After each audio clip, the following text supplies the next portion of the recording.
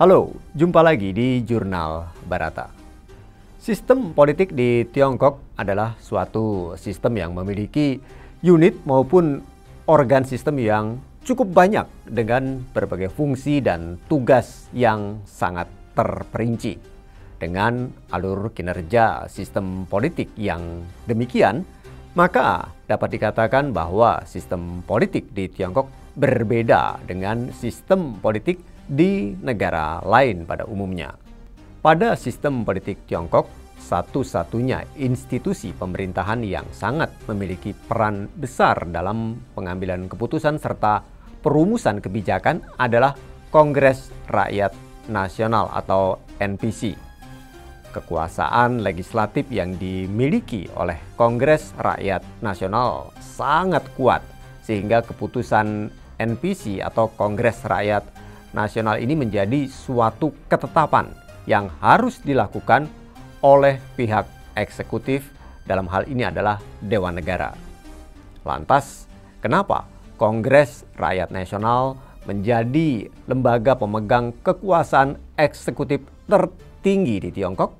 Dan seperti apa peran, fungsi, serta kewenangan Kongres Rakyat Nasional sehingga sangat berkuasa?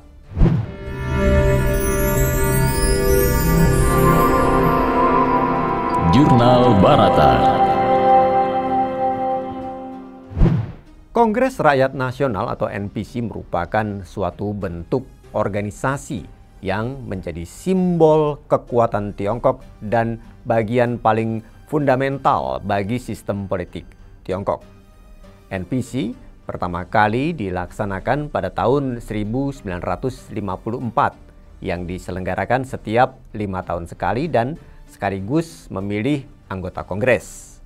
Selama 5 tahun terbentuknya struktur Kongres Rakyat Nasional tersebut, para anggota Kongres harus mengadakan pertemuan anggota yang terbagi menjadi 5 sesi pertemuan dan dilaksanakan setiap tahun.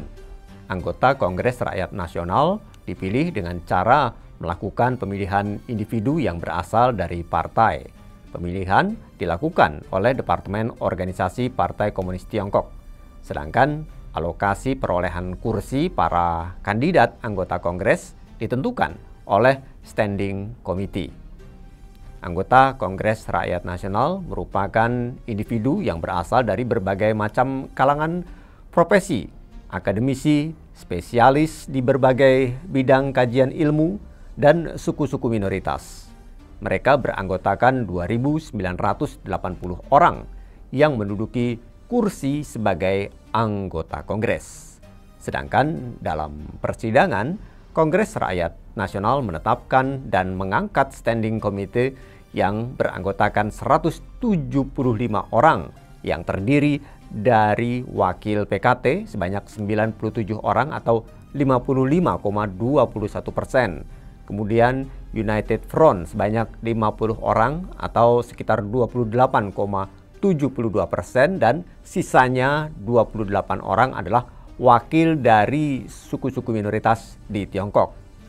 Kongres Rakyat Nasional juga menghasilkan dan mengesahkan berbagai macam keputusan yang menjadi suatu kebijakan dan harus dikerjakan oleh badan eksekutif, dalam hal ini adalah Dewan Negara bersama dengan aparatur negara.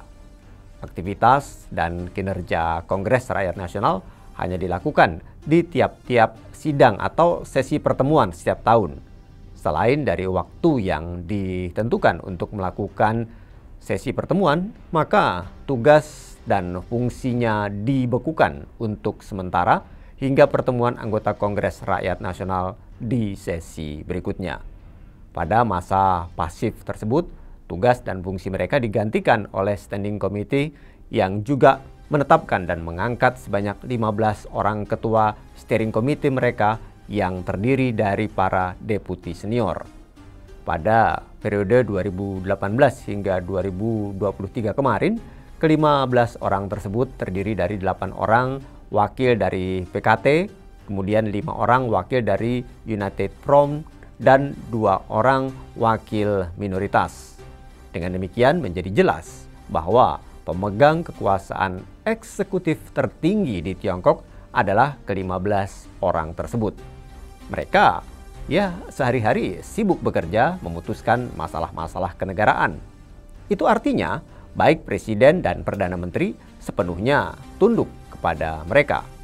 Selain itu, Kongres Rakyat Nasional juga memiliki fungsi sebagai lembaga legislatif dan juga memiliki kewenangan untuk melakukan supervisi terhadap kinerja badan eksekutif. Fungsi dan kewenangan dari NPC tertuang dalam konstitusi Tiongkok. Setidaknya terdapat 15 fungsi yang dipaparkan dalam konstitusi bab 3 ayat 62. Pertama, melakukan amandemen terhadap konstitusi. Yang kedua, melakukan pengawasan terhadap pelaksanaan konstitusi. Dan yang ketiga, membuat dan melakukan amandemen terhadap hukum yang mengatur mengenai kriminalitas dasar, kemudian juga ada peristiwa sosial, badan negara, dan permasalahan-permasalahan lainnya. Dan keempat, memilih presiden dan wakil presiden Tiongkok. Kelima, memilih perdana menteri yang berasal dari beberapa kandidat usulan presiden dan juga memilih wakil perdana menteri. Para dewan negara, menteri-menteri yang bertanggung jawab atas kementerian dan komisi auditor jenderal dan sekretaris jenderal yang diusulkan dari beberapa kandidat usulan perdana menteri. Keenam, memilih ketua komisi militer pusat hingga anggota-anggotanya. Dan yang ketujuh, memilih ketua mahkamah rakyat tertinggi. Kedelapan, memilih ketua jaksa untuk kejaksaan rakyat tertinggi.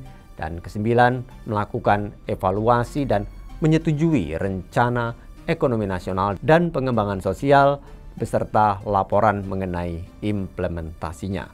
Kesepuluh, memeriksa dan menyetujui anggaran negara dan laporan penggunaannya. Kesebelas, merubah atau menghapuskan keputusan-keputusan yang dianggap tidak pantas yang diajukan oleh Standing Committee NPC. Ke-12, menyetujui upaya pembangunan di tiap provinsi, daerah otonomi, dan kota madya di bawah pemerintahan pusat. Ke-13, memutuskan pembangunan wilayah administrasi khusus beserta sistem yang diberlakukan di sana. Ke-14, memutuskan perang dan damai. Dan ke-15, menyelenggarakan keseluruhan fungsi dan kewenangan sebagai badan kekuasaan negara tertinggi. Sedangkan Standing Committee Kongres Rakyat Nasional merupakan suatu badan permanen yang melakukan tugas dan fungsinya selama tidak diadakan sesi pertemuan Kongres Rakyat Nasional. Dalam kinerjanya, Standing Committee diawasi oleh anggota-anggota Kongres secara keseluruhan dan memiliki kewajiban untuk memberikan laporan pertanggungjawaban kerja kepada Kongres Rakyat Nasional. Itulah mengapa Standing Committee ini harus terdiri dari ketua dan wakil ketua yang dipilih pada sesi pertama pertemuan Kongres Rakyat Nasional. Sekjen dan para anggota yang merupakan utusan-utusan dari PKT, partai politik lainnya, tokoh-tokoh patriot yang tidak terikat dengan suatu partai, kemudian organisasi sosial, pekerja atau yang terkait dengan permasalahan kepemudaan dan urusan perempuan, tentara pembebasan rakyat, dan perwakilan dari tiap-tiap etnik minoritas di wilayah Tiongkok. Mereka inilah yang akan menjalankan beberapa dari tugas dan fungsi Kongres Rakyat Nasional yang diatur dalam konstitusi Tiongkok tersebut. Oleh karena itu, bagi Tiongkok, presiden hanyalah kepala negara dengan peran seremonial, sehingga dengan begitu sangat jelas bahwa posisi politik seorang presiden dalam sistem semacam ini tidak mungkin memiliki kekuasaan yang besar, apalagi otoriter, sebagaimana yang dipropagandakan oleh Barat terhadap Presiden Xi Jinping. Sementara itu, posisi Perdana Menteri hanyalah kepala pemerintahan. Itulah mengapa Li Keqiang, sang Perdana Menteri, hanya bertanggung jawab mengeksekusi proyek-proyek pembangunan pemerintah, mengatur gaji para pegawai negeri, dan menangani berbagai proyek pengentasan kemiskinan. Dengan sistem semacam ini akhirnya membawa Tiongkok menjadi negara yang begitu kuat dalam berbagai sektor, baik politik, ekonomi, dan lain sebagainya. Demikian Jurnal Barata. Saya Aksan Prawira. Terima kasih. Demikian Jurnal Barata.